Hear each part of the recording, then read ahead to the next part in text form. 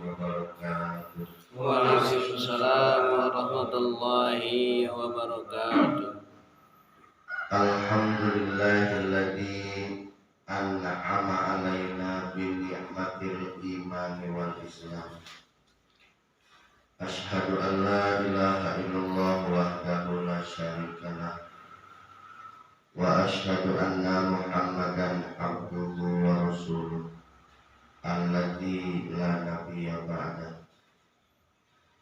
Allahumma sholli wa sallim ala sayyidina Muhammad Allahumma shalli wa ala alihi wa ashabihi wa man tabi'ahum bi ihsanin ila yaumiddin.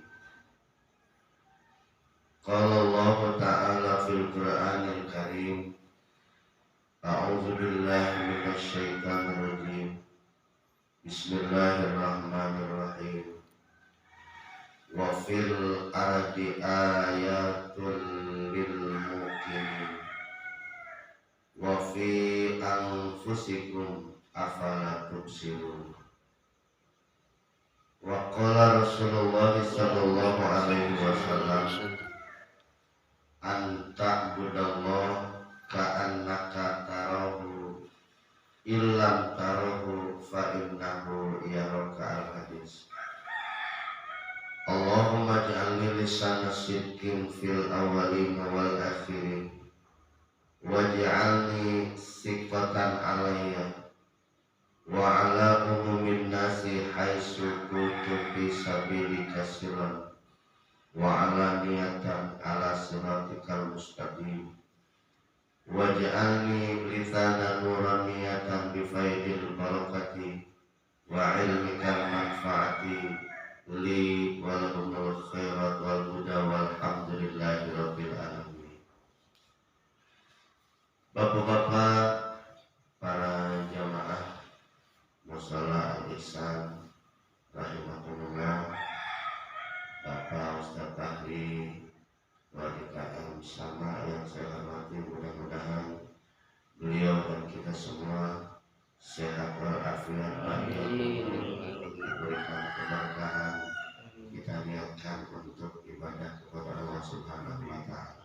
Amin ya Allah ya Rabb. Syukur alhamdulillah pada pagi hari ini kita masih bisa bangun pagi dalam keadaan sehat walafiat, tidak kurang satu apapun. Ini merupakan satu kenikmatan dari Allah yang harus kita syukuri. Kita bisa hadir ke tempat yang mulia ini setelah sholat subuh. Kita masih tetap duduk di sini, dilanjutkan dengan kajian hadis. Insya Allah apa yang kita lakukan ini menjadi salah satu amal soleh dan juga kelak menjadi saksi di yaumil qiyamah. Amin ya Allah ya Rabbal alamin. Salawat teriring salam mudah-mudahan Allah limpahkan kepada junjungan kita Nabi besar Muhammad Sallallahu alaihi wasallam beserta keluarga, para sahabat, para pengikut, dan kita semua tentunya selaku umatnya. Mudah-mudahan kita semua kelak di yaumil qiyamah mendapatkan syafaat dari Rasulullah sallallahu alaihi wasallam. Para jamaah rahimakumullah, di pagi hari ini saya ingin menyampaikan satu hadis asar. Jadi hadis asar ini adalah hadis yang disampaikan oleh para sahabat, tetapi sumbernya sama dari Rasulullah SAW. Jadi hadis ini di dalamnya adalah bermuatan nasihat untuk hamba-hamba Allah dan umat-umat Rasulullah SAW. Para jamaah rahimakumullah, kata para ulama wal arifina yang arif dan bijaksana, beliau mengatakan begini: al-fikratu, berfikir itu, ala khamsatin, Jadi berpikirlah dalam 5 hal. Kenapa sih di dalam Al-Quran maupun hadis banyak sekali firman-firman Allah yang mengajarkan manusia, yang mengingatkan manusia untuk senantiasa berpikir. Seperti di dalam Al-Quran ada ayat wa ilas sama'i kaifa rufi'at. Itu kan Allah mengajarkan manusia untuk berpikir dan menggunakan pikirannya. Kemudian juga ada ayat wa fi anfusikum afatubsirun. Apakah pada diri kamu tidak kamu perhatikan? Ini mengajarkan manusia untuk senantiasa berpikir, menggunakan pikiran. Ternyata para jamaah dengan pikiran ini orang bisa maju. Dengan berpikir ini orang bisa menemukan sesuatu yang selama ini tidak ada. Dulu siapa namanya? Thomas Alva Edison itu berpikir 1000 kali. 1000 kali dia berpikir gagal dan gagal lagi, kayak lagu gitu ya. Akhirnya ketemu ini yang namanya listrik. Dia berpikir keras. Dan hasil pemikiran Thomas Alva Edison ini sampailah kepada kita sekarang. Dulu para jamaah, orang kemana-mana kalau mau bepergian itu naik kuda. Ada naik kuda, ada sesuai dengan kemampuan. Kemudian orang kalau mau proses dari padi menjadi nasi itu bisa ditumbuk. Kalau dalam parta bisa dia mempergunakan kuda, mempergunakan sapi itu dia diputar.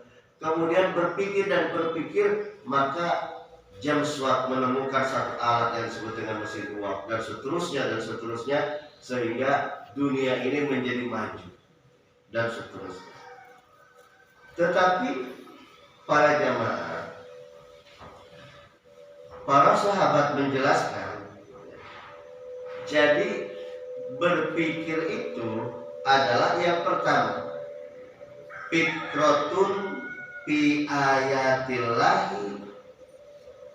Yang pertama, jadi kita semua harus berpikir, merenung apa itu fi ayatillahi, tentang tanda-tanda kekuasaan Allah. Hatta yatawalladu tauhid wa yakin. Dengan orang berpikir tentang kekuasaan Allah akan melahirkan satu ketauhidan dan keyakinan yang kokoh kepada Allah Subhanahu wa ta'ala. Para jamaah, kan ayatillah, tanda-tanda kekuasaan Allah itu ada 2. Yang pertama, ada ayat yang disebut dengan ayat Qur'aniyah. Jadi ayat Qur'aniyah ini adalah ayat tanda-tanda kekuasaan Allah yang diwahyukan kepada Nabi Muhammad sallallahu alaihi wasallam. Yang pertama kali turun itu adalah surat Al-Alaq ayat 1-5 dan terakhir itu surat Al-Maidah. Kemudian disusun, dirangkum sehingga jadilah Al-Quran yang jumlahnya 6.666 ayat, 30 juz, 114 surat. Itu adalah merupakan tanda, salah satu tanda kekuasaan Allah Subhanahu wa ta'ala. Kenapa Al-Quran itu di samping sebagai mukjizat terbesar yang diberikan kepada Rasulullah oleh Allah Subhanahu wa ta'ala, Al-Quran juga sebagai tanda kekuasaan Allah Subhanahu wa ta'ala.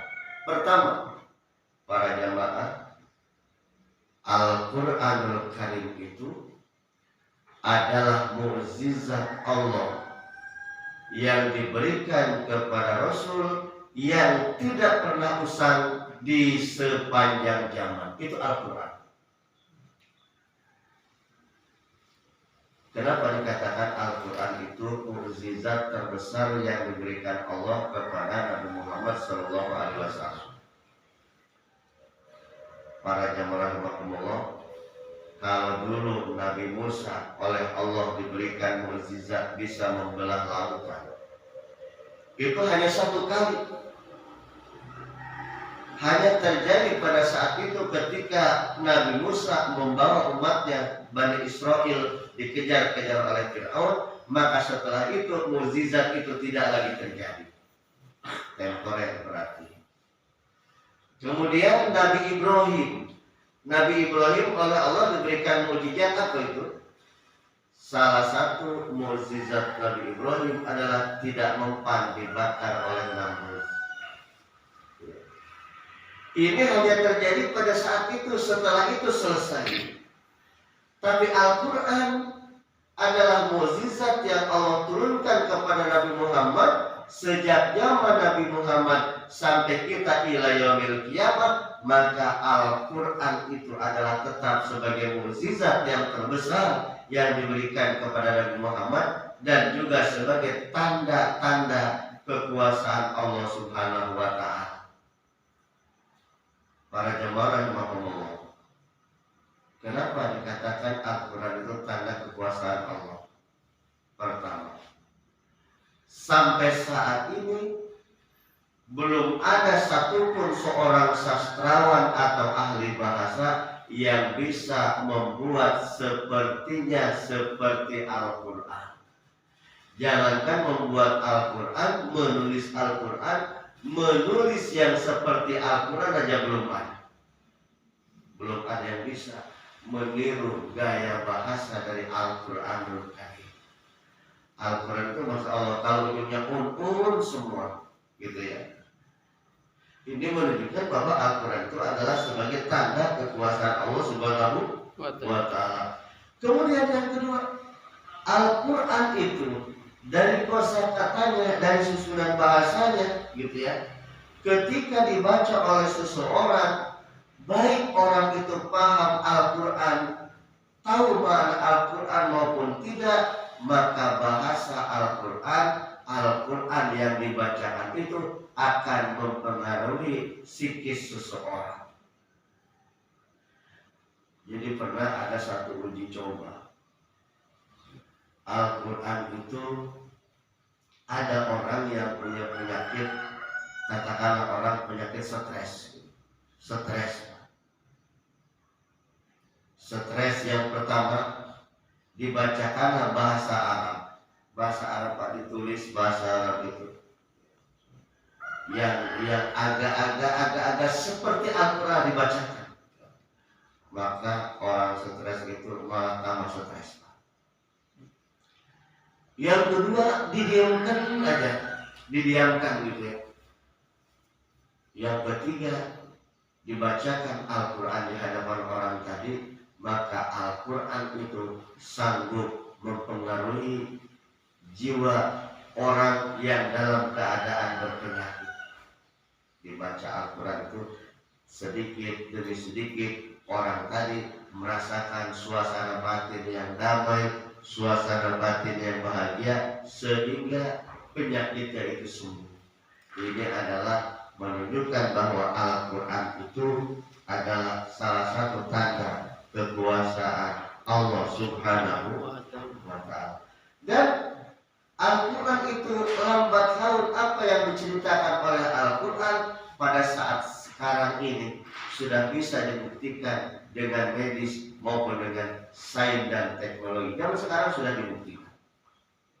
Ini menunjukkan bahwa Al-Quran itu adalah merupakan tanda-tanda kekuasaan Allah Subhanahu wa Ta'ala. Itu Al-Quran. Sudah tidak usah kita panjang lebar membahasnya, karena kita bukan membahas tentang tafsir, tetapi membahas tentang hadis. Itu Al-Quran itu sebagai tanda kekuasaan Allah. Yang kedua, para jamaah, tanda kekuasaan Allah itu ada yang disebut dengan ayat-ayat kauniyah. Apa itu ayat kauniyah?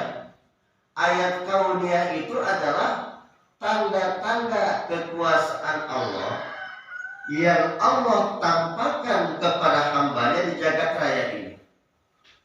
Langit, bumi, dan segala isinya, tumbuh-tumbuhan, dan segala macamnya, itu merupakan satu pertanda kekuasaan Allah atau adanya Allah Subhanahu wa Ta'ala. Jadi bumi ini sebagai ayat juga, hanya ayatnya adalah ayat kauniyah. Ayat kauniyah. Para jamaah rahimakumullah, saya pernah sampaikan bahwa di dalam Al-Quran itu ada surat Yasin, ada satu ayat. Maha suci Allah subhanalladzi khalaqal azwaja kullaha mimma tumbitul ard wa min anfusihim afala tubsirun, di dalam surat Yasin. Jadi Allah menciptakan makhluknya di langit, di bumi, itu semuanya azwaja kullah, pasang-pasangan. Ada siang, ada malam, ada gelap, ada terang, dan lain sebagainya. Jadi semuanya itu menciptakan dalam keadaan berpasang-pasangan, ada laki-laki, ada perempuan. Dan makhluk Allah yang Allah ciptakan di alam raya ini, bukan di alam web, di alam raya ini adalah menurut Syekh Ahmad Al-Hasibi jumlahnya 1000 macam ciptaan makhluk Allah. 600 macam berada di laut dan 400 macam berada di darat. Jadi kita di darat ini makhluk Allah jumlahnya ada 400 macam. Saya juga belum pernah hitung Pak, tapi saya percaya tadi dalam tafsir Yasin ini ada manusia, ada hayawan aja macam-macam, tumbuhan aja macam-macam. Ini menunjukkan tanda atau ayat kekuasaan Allah Subhanahu, dan tidak satupun ciptaan Allah itu yang ma khalaqta hadza batila, tidak satupun ciptaan Allah itu yang tidak ada gunanya.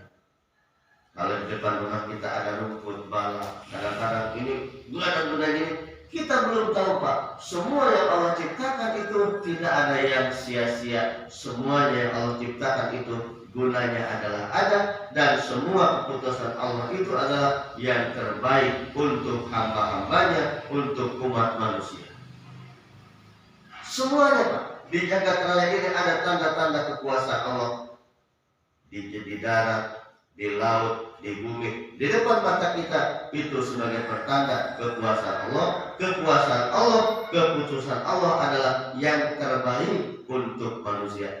Jadi ketika kita melihat bumi, di sana ada bintang, ada matahari yang sedemikian luar biasa, planet-planet di sana bertebaran, itu menunjukkan tanda kebesaran dan kekuasaan Allah. Di darat ada sungai, ada tumbuh-tumbuhan, ada pohon-pohonan, ada buah-buahan yang bermanfaat bagi manusia. Itu menunjukkan tanda kekuasaan Allah Subhanahu wa Ta'ala.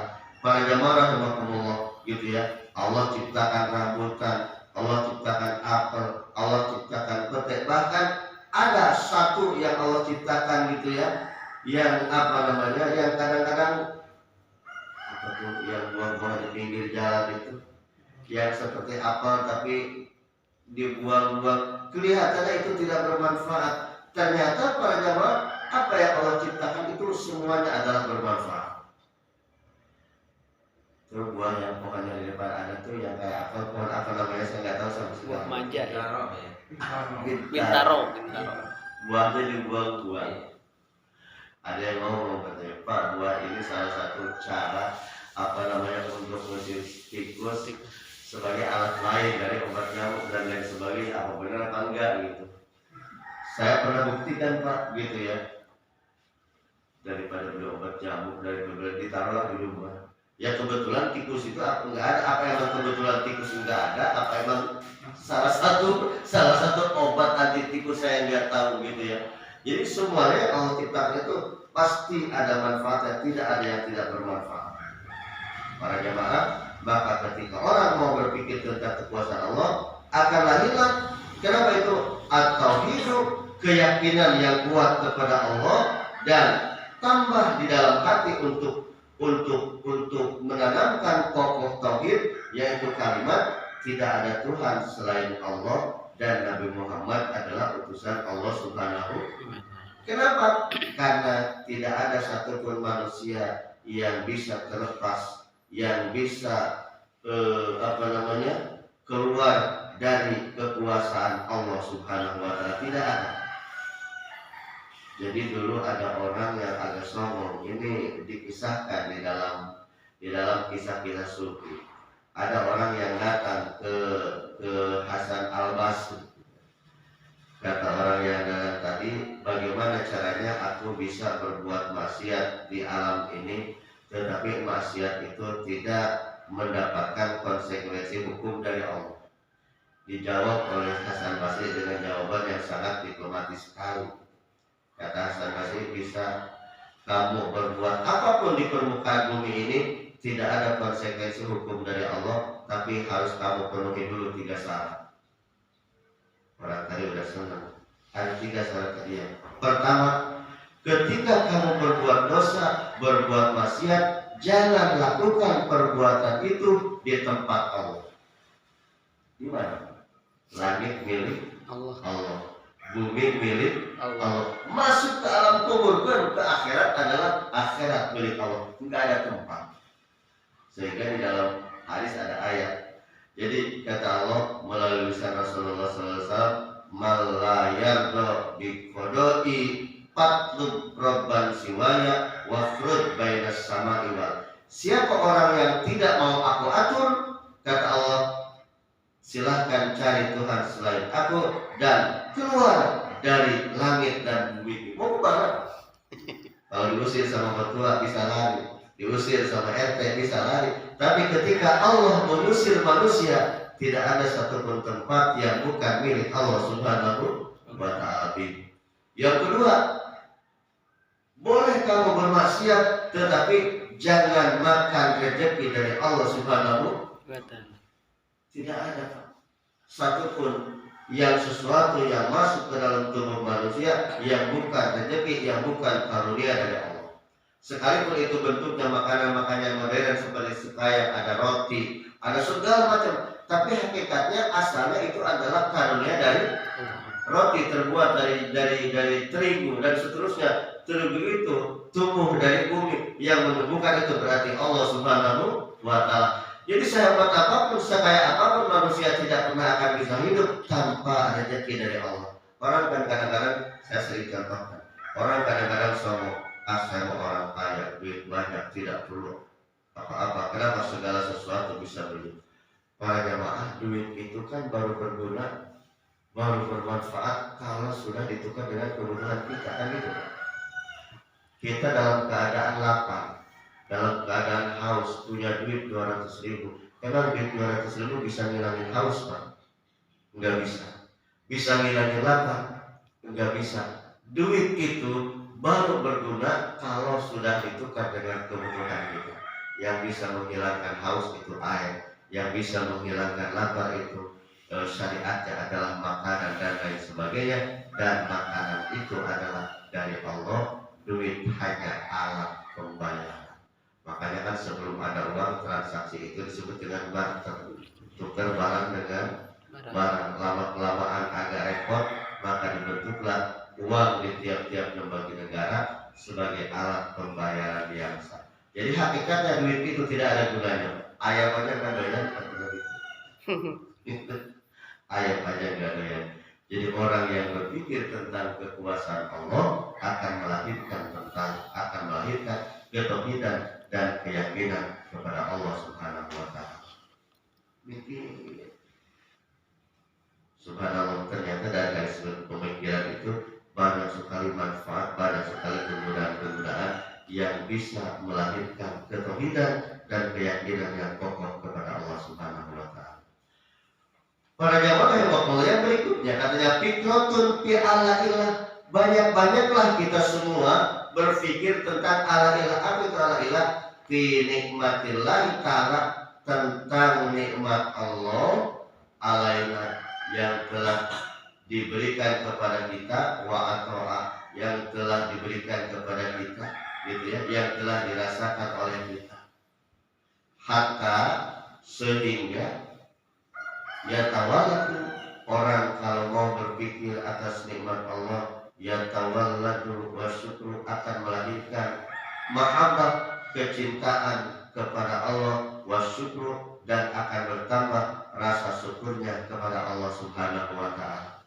Para jamaah rahimakumullah, masya Allah, kalau kita mau berpikir tentang nikmat Allah yang telah Allah berikan kepada kita, maka sehebat apapun seseorang beribadah, serajin apapun seseorang beribadah, maka ibadahnya itu sedikit pun tidak akan pernah bisa, seandainya ditukar, tidak akan pernah bisa ditukar untuk membayar nikmat dari Allah Subhanahu wa ta'ala.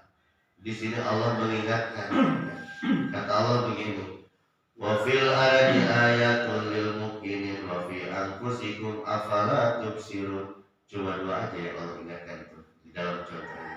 Pertama, kata Allah, wa fil ardi ayatul lil muqinin, di bumi ini ada tanda-tanda kekuasaan Allah lil muqinin, bagi orang-orang yang berpikir. Tadi sudah kita bahas, wa fi anfusikum afala tubsirun, dan atas nikmat Allah yang telah Allah berikan kepadamu, apala tubsirun, apakah kamu tidak melihat?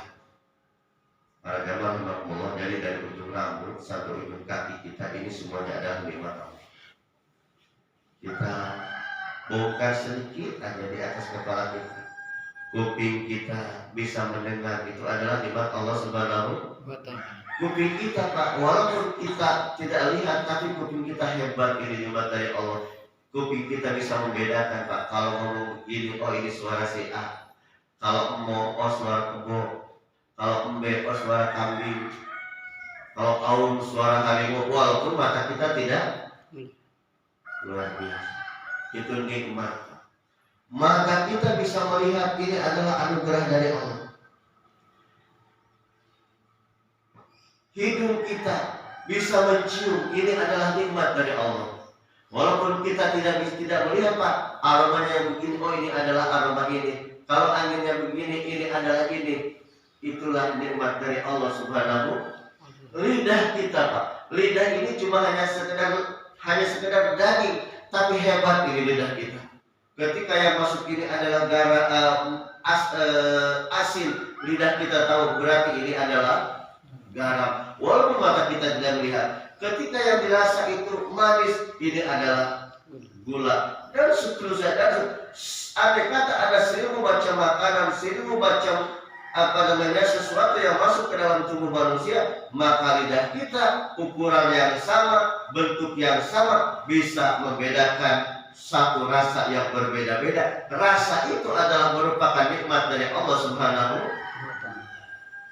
Kemarin, Pak, para alumnus lulusan COVID-19, gitu ya, lulusan COVID, katanya orang yang kemarin terkena infeksi COVID-19 itu rasanya tidak ada. Katanya, saya benar nggak? Allah alam gitu ya. Alhamdulillah, bersyukur kepada Allah. Jadi tidak pernah kejadian itu. Jadi katanya ketika orang terkena COVID itu rasanya tidak ada, penciumannya tidak. Jadi apapun yang masuk itu belum aja gitu, Pak, nggak ada rasanya. Dan itu biasanya keadaannya lebih dari 14 hari katanya. Jadi setelah dia sembuh, dia baru merasakan bahwa rasa itu adalah sesuatu yang berharga di dalam diri manusia. Jadi makan garam nggak berasa asin, katanya makan gula nggak berasa asin, itu kata alumninya, Pak. Yang sudah cerita alumni COVID-19, alhamdulillah mudah-mudahan nggak ada lah COVID sekarang ya, mudah-mudahan. Itu begitu. Berarti apa? Kalau saya melihatnya begini, kemarin kejadian terjadi infeksi COVID itu yang terkena, anggaplah itu adalah ujian dari Allah agar supaya kita bisa mensyukuri nikmat Allah Subhanahu wa ta'ala. Jadi ketika seseorang makan daging, makan segala macam yang buat enak itu apa? bukan makanannya Pak, tetapi nikmat Allah memberikan rasa di dalam lidah manusia. Dikasih rasa. Orang kalau sakit aja nggak usah bicara sakit itu loh. Orang sakit apapun katanya makanan yang masuk ke dalam lidah itu semuanya pahit. Makan ini pahit, makan itu kan.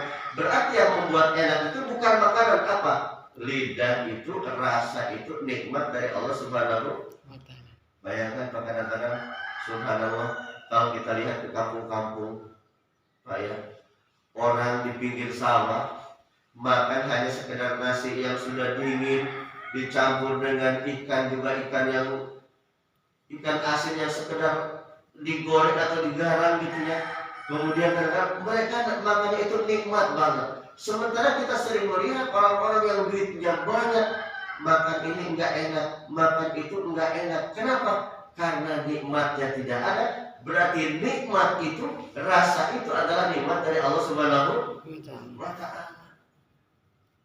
Alhamdulillah kita ya. Walaupun tinggal seperti ini, makan hanya tempe tahu bisa nambah, berarti itu adalah nikmat dari Allah. Nikmat. Kadang-kadang hal-hal yang seperti ini yang kadang-kadang terlepas dari pemikiran kita. Padahal kata Allah, wa fi anfusikum afala tubsirun. Sesungguhnya Allah ciptakan pada diri kamu sendiri adalah satu kenikmatan. Apakah kamu tidak berpikir? Para jamaah, tidur itu nikmat dari Allah. Saya pernah ngobrol. Jadi orang itu apa ya? Bisa dibilang duitnya banyak lah gitu Pak. Banyak duitnya. Tiap hari kerjaannya mancing Pak. Sekali mancing habis 300.000. Tiap hari Pak mancing. Satu-satu orang Pak bila saya begitu tiap hari kerjaannya mancing dari pagi pulang mancing baru pulang mancing. Tiap hari itu 200, 300 antara itu. Dia ngomong gini, Ustaz, lama-lama ia musuh. Ustaz, saya mau mancing ini sebenarnya bukan apa-apa, supaya capek gimana? Supaya capek harapan malam bisa tidur. Kenapa? Sebab tiap malam sudah lebih dari 2 tahun nggak pernah bisa tidur. Asal sudah jam 8, matanya itu senantuk apapun nggak bisa tidur, sehingga dalam hidupnya itu tersiksa. 2 tahun nggak bisa tidur. Baru bisa tidur kalau minum pil itu sejenis pil kecil. Ini harganya berapa nih? Ini harganya berapa kan? 1 pil itu harganya 80.000. Jadi bisa tidur kalau sudah minum pil harganya 80. Bisa kita bayar. Kita makan kadang-kadang di kasur yang bubble yang keras gitu ya, di tidur masih bisa ngomong. Berarti itu nikmat dari Allah Subhanahu wa Ta'ala. Pak, nggak ada orang itu miskin Pak. Kenapa? Semuanya kaya asal bisa bersyukur nikmat dari Allah. Tidur itu nikmat dari. Banyak orang yang nggak bisa tidur Pak. Dia harus keluar uang banyak.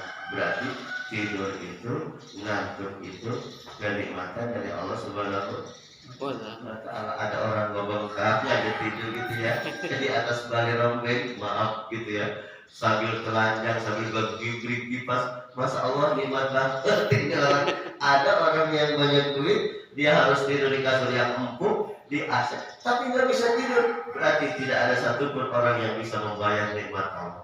Andai kata nikmat Allah itu, kesenangan itu, kebahagiaan Allah berikan atau Allah titipkan di orang-orang kaya, maka yang paling menderita adalah orang-orang miskin. Jadi nikmat Allah gitu ya, diberikan, diturunkan kepada orang-orang yang mau bersyukur, yang mau berterima kasih atas pemberian Allah Subhanahu. La in syakartum la azidannakum wa la in kafartum inna azabi lasyadid. Maksudnya sampai berapa? Habis ya? Setengah 6 ya. Para jamaah rahimakumullah, saya tertarik dengan satu cerita. Jadi cerita ini sebenarnya sudah apa ya? Sudah tidak asing di grup-grup WhatsApp, di medsos. Tapi cerita ini sebenarnya sumber dari kitab, namanya kitab yang biasa dibaca itu terjemahannya juga banyak, namanya Tanbihul Ghafilin. Jadi sekarang kan dengan dengan majunya medsos biasanya cerita-cerita itu disingkat, dibuatlah di medsos, dibaca dan banyak banget. Saya teringat kisah begini. Jadi pada zaman dulu, pada zaman Ibrahim Adam itu ada seorang raja yang sangat arif bijaksana, luar biasa. Jadi setiap kali ada rakyat yang kena musibah, raja itu datang kepada rakyatnya dan mengucapkan jangan putus asa. Sebaik-baik pemberian adalah pemberian Allah, yang hibur rakyat. Setiap rakyat itu kena musibah, dia datang kepada rakyatnya dan mengucapkan wa khairun minallah. Sebaik-baik pemberian adalah pemberian dari Allah. Suatu saat para jamaah, si raja ini kena musibah dalam satu peristiwa gitu ya. Raja itu kena musibah sehingga harus rela kehilangan satu jarinya terputus jarinya di dalam musibah ini, terputus. Raja ini menangis, raja ini bersedih. Kenapa? Karena kehilangan jarinya putus. Datanglah pembesar salah satu menterinya, nengok bahasa kita juga ikut berbela sungkawa dan mengatakan kata-kata yang sama seperti raja sering ucapan kepada rakyatnya. Kata menterinya, sabar wahai tuan raja, wa khairun minallah. Sebaik-baik pemberian, sebaik-baik keputusan adalah keputusan dan pemberian dari Allah. Apa yang terjadi pada raja itu adalah merupakan pemberian Allah yang terbaik. Si raja ini mendengar kata-kata ini dari menterinya tidak terima, Pak. Merasa apa? Merasa dilecehkan, merasa dihinakan. Lagi susah ditambah susah, jadinya begitu. Berarti jadinya terputus itu adalah merupakan pemberian Allah Subhanahu. Raja tidak terima. Akhirnya diperintahkan agar supaya orang yang mengatakan tadi, menteri yang mengatakan tadi, dimasukkan ke dalam penjara. Kenapa? Karena dianggap melecehkan, dianggap menghina sang raja, di penjara. Dia mengatakan kepada rakyat pemberian Allah adalah yang terbaik, tetapi ketika terjadi satu peristiwa yang menyebabkan hilang salah satu telunjuknya adalah keputusan Allah yang terbaik, dia tidak terima. Akhirnya menteri tadi di penjara. 1 hari, 2 hari, 1 minggu, 2 minggu, maka keadaan menteri dalam penjara. Sehingga di satu hari si raja ini, kalau dalam istilah kita lagi weekend lah, lagi libur. Kalau dulu libur itu nggak ada berenang, Pak. Nggak ada orang pergi ke mall, nggak ada. Perginya kemana? Ke hutan berburu, nggak ada, Pak. Belum ada wisata puncak, belum ada. Taman safari belum ada. Pergi dia ke hutan berburu, bawa panah, dikawal oleh pasukan. Dia pergi berburu ke hutan dengan peralatan yang sangat masuk ke hutan, terus masuk. Akhirnya di dalam hutan itu dia tersesat, Pak. Tidak bisa pulang kembali, tersesat di tengah-tengah hutan. Yang pada akhirnya raja yang sedang berburu dengan pasukannya ini ditangkap oleh sekelompok orang-orang kanibal yang menyembah orang-orang yang menyembah roh-roh itu gitu ya. Ditangkaplah dan semua yang bersama raja ini dijadikan sesembahan, dipotong satu persatu, dipotong gitu ya, untuk dijadikan makanan dan sebagai persembahan kepada sesembahan mereka orang-orang kanibal tadi. Dipotong satu hari, sehingga semua orang-orang yang ikut dengan sang raja berburu itu dipotong satu persatu. Raja sudah berpikir pasti saya kena giliran. Suatu hari kenalah giliran raja, dipanggil, diambil untuk dipotong. Setelah diperiksa ternyata raja itu jarinya terputus satu. Dilepas, Pak. Kenapa? Karena dianggap tidak memenuhi syarat untuk dijadikan korban. Kalau istilah kita mah ketika mau dijadikan korban, ini binatangnya cacat. Raja itu dilepas, Pak, dilepas kembali. Sepanjang jalan dia tidak henti-hentinya mengucapkan syukur kepada Allah atas jarinya yang hilang satu. Kalau kemarin dia bersedih karena hilang, terima kasih ya Allah, ternyata benar pemberian Engkau adalah yang terbaik. Sampai dia ke dalam istana, tidak berhenti-hentinya dia bersyukur kepada Allah bahwa dia selamat gara-gara jarinya terputus satu. Ingat, Pak, bahwa menterinya itu di penjara gara-gara mengucapkan sama, dikeluarin itu menteri, dikeluarin. Raja itu minta maaf, wahai menteriku, betul yang kau katakan, pemberian Allah adalah yang terbaik. Aku membuktikan semua orang dibunuh dijadikan sesembahan, tapi aku gara-gara kehilangan satu adalah bisa selamat. Berarti ini adalah cara Allah menyelamatkan aku. Aku mohon maaf pada menteri. Kata menteri enggak perlu minta maaf. Justru aku berterima kasih. Kenapa? Apakah engkau merasakan penjara itu pemberian Allah yang terbaik? Iya, kata menteri. Penjara itu adalah pemberian Allah yang terbaik. Kenapa? Seandainya aku tidak di penjara, pasti ikut berguru sama raja, dan ketika aku ikut berbagi dengan kau, pasti menjadi salah satu giliran hewan yang akan dipotong. Berarti apapun yang diberikan Allah adalah pemberian yang terbaik. Itu di dalam kitab Timbul Tanbirul Gobilin ada di sana. Jadi yakin ini yang ada pada diri kita semua yang terbaik. Jangan pernah mengeluh, jangan pernah sikaya atas nikmat Allah Subhanahu wa Ta'ala. Apapun nikmat Allah yang ada pada diri kita, yang ada di jagat raya ini, harus kita syukuri, sehingga kalau kita berpikir tentang nikmat Allah, akan timbul dalam hati rasa cinta kepada Allah, dan akan bertambah syukur dan syukur kepada Allah Subhanahu wa Ta'ala. Para jemaah yang Allah, walaupun cuma 2, nanti insya Allah kita lanjutkan di bulan depan 3 lagi. Semoga ada manfaatnya. Assalamualaikum warahmatullahi wabarakatuh. Waalaikumsalam warahmatullahi wabarakatuh.